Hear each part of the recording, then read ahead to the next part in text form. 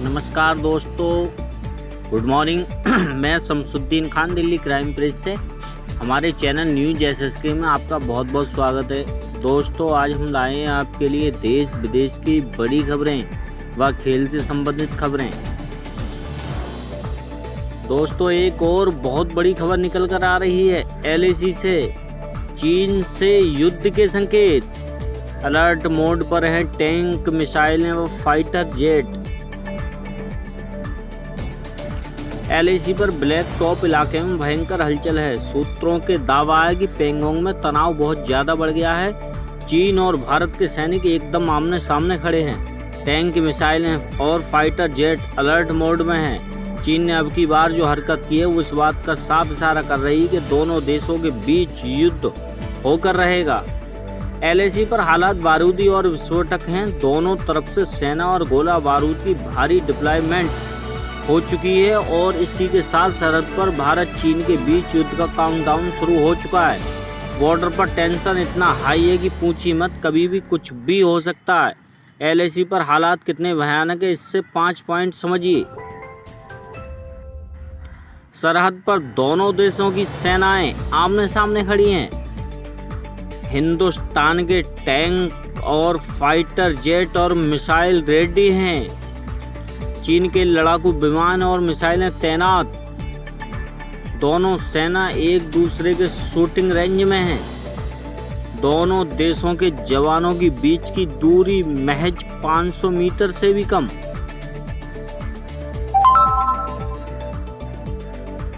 ये दोस्तों, एक और बड़ी खबर निकल कर आ रही है कि देश में 24 घंटों में आए रिकॉर्ड 97,000 कोरोना केस। एक दिन में ठीक हुए रिकॉर्ड 81,000 संक्रमित मरीज। कोरोना संक्रमितों की संख्या के हिसाब से अमेरिका के बाद भारत दुनिया में सबसे प्रभावित देश है, लेकिन कोरोना मामले बढ़ने की रफ्तार अमेरिका से कई गुना ज़्यादा है। भारत में कोरोना मामलों का रिकॉर्ड स्तर पर बढ़ना जारी है। देश में पिछले 24 घंटों में रिकॉर्ड 97,570 नए मामले सामने आए हैं। इससे पहले 10 सितंबर को रिकॉर्ड 96,551 संक्रमण के मामले दर्ज हुए थे। वहीं 24 घंटों में 1201 लोगों की जान चली गई है। देश में 2 सितंबर से लगातार हर दिन 1000 से ज़्यादा लोगों की मौत हो रही है। खबर ये है कि 24 घंटे में अब तक रिकॉर्ड 81,533 मरीज ठीक भी हुए हैं। दोस्तों, एक और बड़ी खबर निकल कर आ रही है दिल्ली से। दिल्ली में आज 4300 से अधिक लोग कोरोना वायरस से संक्रमित हुए हैं। इसी के साथ ही कोरोना संक्रमितों की संख्या बढ़कर 20,05,482 हो गई है।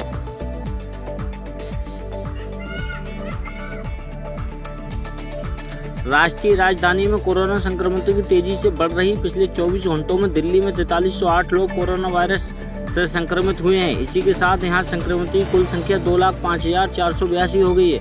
पिछले 24 घंटों में 28 लोगों की मौत हुई है। अब मृतकों की कुल संख्या 4,666 हो गई है। 1,75,400 मरीज कोरोना वायरस से ठीक हुए हैं। इस समय दिल्ली में 25,416 मरीज हैं।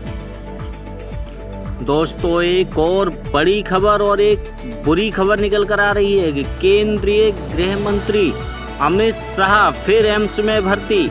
12 दिन पहले हुए थे डिस्चार्ज। केंद्रीय गृह मंत्री अमित शाह शनिवार देर रात दोबारा एम्स में भर्ती हुए हैं। कोरोना से उबरने के बाद से ही उन्हें हेल्थ से जुड़ी समस्याओं से जूझना पड़ रहा था। 31 अगस्त को ही उन्होंने एम्स से डिस्चार्ज किया गया। बीते दिनों कोरोना संक्रमण के बावजूद केंद्रीय गृह मंत्री अमित शाह को हेल्थ से जुड़ी समस्याओं से जूझना पड़ रहा है। वह एक बार फिर से दिल्ली स्थित all India institute of medical science में भर्ती हुए हैं। शनिवार देर रात करीब 11 बजे उन्हें एम्स में भर्ती कराया गया। दोस्तों, एक और बड़ी खबर निकल कर आ रही है बिहार के दरभंगा से। दोस्तों, चुनाव है तो बड़े बड़े वादे होना तो लाजमी है। चुनाव से पहले मोदी सरकार का बिहार के लिए एक और ऐलान। छठ से पहले दरभंगा हवाई सेवा। सांसद गोपाल जी ठाकुर ने कहा कि दरभंगा से विमान सेवा शुरू हो जाने से मिथिला वासियों को काफ़ी राहत मिलेगी, क्योंकि पटना हवाई अड्डा आने जाने में काफ़ी समय लग जाता है। केंद्रीय नागर विमानन मंत्री हरदीप सिंह पुरी ने शनिवार को कहा कि दरभंगा हवाई अड्डे से उड़ानें आगामी छठ पूजा से पहले नवंबर के पहले सप्ताह से शुरू हो जाएंगी। बता दें कि दरभंगा एयरपोर्ट पर अभी निर्माण कार्य चल रहा है और इससे छठ पूजा के पूर्व नवंबर के पहले हफ्ते में पूरा हो जाने की उम्मीद है। दोस्तों, एक और बड़ी खबर निकल कर आ रही है मध्य प्रदेश से।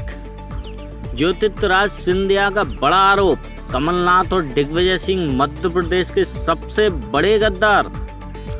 कांग्रेस की ओर से ज्योतिरादित्य सिंधिया को गद्दार कहा गया है। उन्होंने कहा, इसका जवाब देते हुए इतिहास के पन्ने खोल डाले, राजमाता सिंधिया का जमाना याद दिलाया। मध्य प्रदेश में विधानसभा उपचुनाव के लिए जोर आजमाइश तेज होने लगी है। इसके साथ ही बीजेपी कांग्रेस का एक दूसरे के साथ भाषण लगाने का सिलसिला भी तेज हो गया है। ज्योतिरादित्य सिंधिया के साथ कांग्रेस छोड़कर बीजेपी में आए विधायक चुनाव मैदान में है। सत्तासीन बीजेपी यहाँ उनको जिताने के लिए जोर लगा रही है, वहीं कांग्रेस उन्हें इस चुनाव में पटकनी देने पर सबक सिखाने की फिराक में है। दोस्तों, खेल से जुड़ी एक और बड़ी खबर निकल कर आ रही है ऑस्ट्रेलिया से। ऑस्ट्रेलियाई क्रिकेट टीम जब 3 मैचों की वनडे सीरीज के पहले मैच में इंग्लैंड के खिलाफ उतरी तो सभी लोग हैरान रह गए। दरअसल ऑस्ट्रेलियाई प्लेइंग 11 में स्टीवन स्मिथ नहीं थे। स्टीवन स्मिथ के सिर पर प्रैक्टिस के दौरान गेंद लग गई थी। हालांकि अब स्टीवन स्मिथ के फैंस के लिए बड़ी खुशखबरी आई है। ऑस्ट्रेलिया के स्टार बल्लेबाज स्टीवन स्मिथ शनिवार को दूसरे कनेक्शन टेस्ट में पास हो गए हैं, जिससे इंग्लैंड के खिलाफ रविवार को दूसरे एक दिवसीय क्रिकेट मैच में खेलने के लिए उन्हें हरी झंडी मिल गई है।